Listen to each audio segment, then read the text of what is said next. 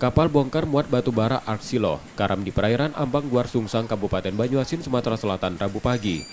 Kepala KSOP Kelas 2 Palembang menerangkan, kapal yang karam diduga akibat balas kanan bocor dan sempat miring, terjadi saat dini hari setelah diterjang gelombang tinggi karena cuaca buruk.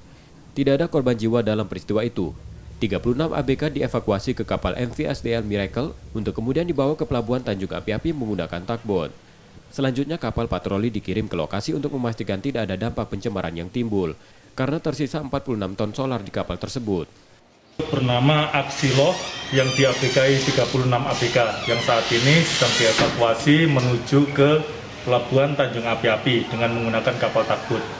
Adapun langkah yang kita laksanakan untuk saat ini yang pertama memastikan dan mengevakuasi bahwa ABK tidak ada yang terjadi korban maupun cedera.